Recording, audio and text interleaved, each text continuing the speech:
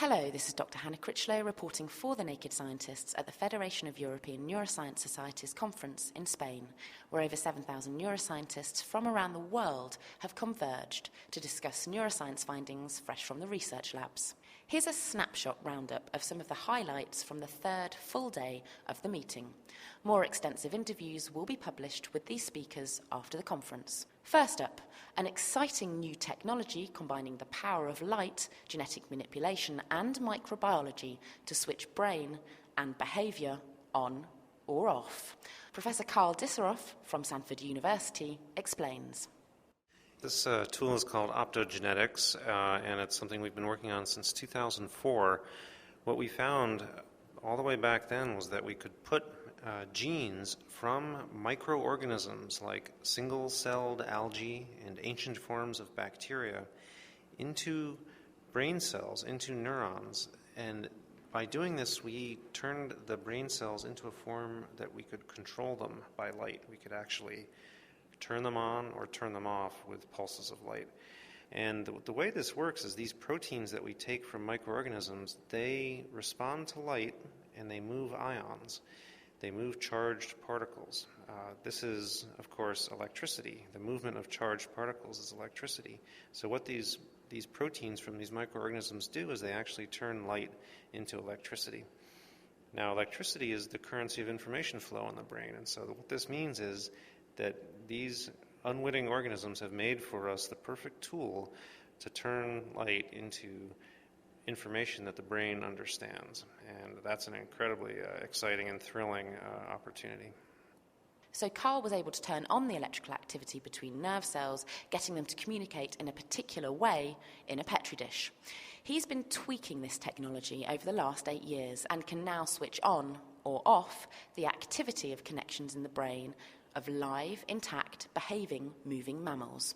Using this technique, he is now able to almost instantaneously initiate or eradicate anxiety behaviours in mice to tell us what anxiety actually is. The brain has well set up mechanisms to turn anxiety up or down within seconds. And this, of course, is important because we know that the treatments for anxiety, many of these act very slowly. They take hours, days, weeks, or even months to reach their full effect. And this has led to the belief that anxiety might not be something that is regulated in real time by the brain, that it might be a more structural or chronic or unchangeable or only slowly changeable aspect of the brain. In reality, anxiety is something that it seems the brain seeks to regulate in real time as the organism moves from one environment to another. And by identifying a very precise connection that implements this anxiety-related behavioral change, what we've been able to do is really show that there's a physical, biological, concrete basis to anxiety. This new technique is opening up our understanding of brain and behaviour and has empowering impacts for patients as they get to understand their disease a little better. Sticking with electrically switching on the brain, Professor Damien Denys at Amsterdam University has been stimulating human brains by inserting electrodes into the brains of patients suffering from severe major depressive disorder, obsessive-compulsive disorder, or OCD, eating disorders, and addiction. A surgical operation is required in order to place this brain-stimulating electrode deep into the reward region of the brain, the nucleus accumbens of patients. Damien explains his results of this electrical stimulation. The effects that we see, are immense. We're struck by the huge decrease of symptoms. Patients with OCD who, for example, wash their hands, clean the house for 8 to 12 hours a day, within, if you have the good settings, within a few hours, a few days, diminish their symptoms till they wash or clean 15 minutes. So for them, it's a huge improvement. It's a completely new life. So the brain stimulation offers us an opportunity in psychiatry to treat these very, very ill patients who were refractory and had no other option than dying. And we're talking about electrical activity, but just for a comparison, how much is it compared to the mains electrics, say, for example, 240 volts? Is it as much as that? Are you really frazzling the brain with a huge electric impulse, or is it a smaller amount? No, it's much, much smaller. It's nothing compared to electricity as we used to it in our houses, or even electroconvulsive therapy. We talk about very small pulses, so short periods of time, microseconds of pulses of small voltages. So we talk about 1 volt, 2 volt, 3.5 voltage, and we give it at a frequency of 100 or 80 times a second within small pulses. And how quickly do you start to see the behavioural changes in these patients that have had symptoms for so long? I mean, such severe symptoms for so long.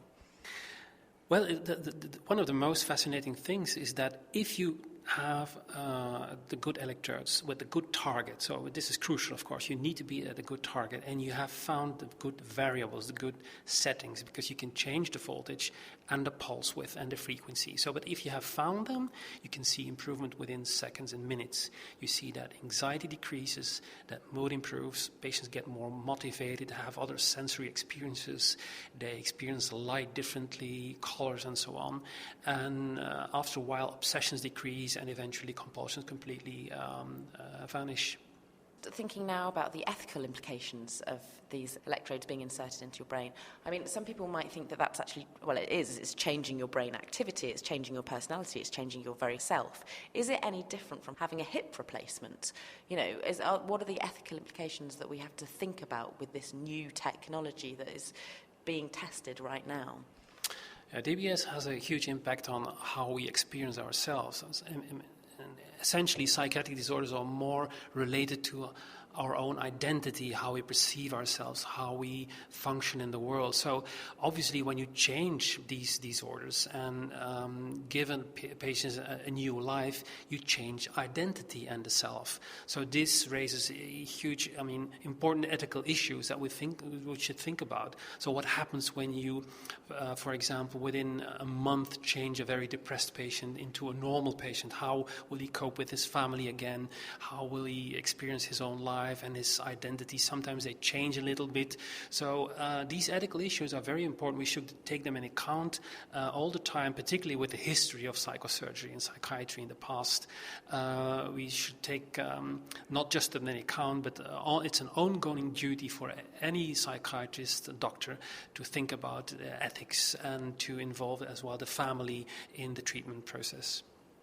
Closing today's roundup, a third technology that is offering a quick, inexpensive and accurate way of diagnosing learning difficulty disorders. This new genetic screening technique can be performed early on in life to help patients get the right diagnosis, treatment regimes, and to help expectant parents prepare. Dr. Joris Veltman from Radboud University, the Netherlands, explains what the problems were with genetic screening for learning disability and how he's been making headway with this conundrum. Well, what you have to imagine that our genome is very big, so it's about 6 billion nucleotides, and mutations in any one of these nucleotides can cause disease. So far we were only able to look at about one gene at a time in a patient with a genetic disease. So we really had to look and think about very hard what gene to test. And the problem is that especially with the more common forms of intellectual disability or autism, it may be about 1,000 genes or so that can be mutated because, really many genes play a role in our brain. So we really could not look at this. And now we have technology that allows us to look at, let's say, variation in all of our genes. And that is really allowing us to really look at mutations that can cause disease. And really we are now starting to identify the genes that can cause intellectual disability in a really much faster way than we ever could before. And how does this new technology, this less time-consuming and less laborious technology actually work? How is it that you're able to do it so much more quickly now? So there is actually two approaches. So what we do in the laboratory is we take the DNA from a patient, isolated from blood, and then we can actually enrich this DNA. So we fish out the 1% of the genome that is coding for protein. So those are the parts that we look at this moment. And after we fished out this 1% of the DNA, we actually put it into these next generation sequencing machines. These are really machines in which millions millions of DNA fragments can be sequenced at the same time, and they've been developed by all kind of companies, and they really have speed up the whole DNA sequencing process. So that allows us to, within a week, we can actually, from taking the DNA of the patient to having information about all of the variation in all genes. Joris then compares the patient's genes with their unaffected parents' genes, since a large number of learning disability conditions are due to mutations occurring in the DNA of germlines, so in the parent's sperm or egg. The resultant child will contain the mutation, but the parent will not. This method is not only helping to diagnose children with learning disabilities, but also helping to identify novel genes involved in learning disability. And it turns out that males, in particular, are more likely to produce learning disability mutations than women. And as men get older, they are more likely to have a higher number of de novo mutations in their sperm, which would then be passed on to their child. So, one of the messages from this research, guys, perhaps don't leave it too late before you start reproducing. I'm Naked Scientist, Dr. Hannah Critchlow, giving you a snapshot of the third full day of the Federation of European Neuroscience Societies meeting. More extensive interviews with all of the scientists that I've spoken with will be published on the Naked Scientist website after the conference.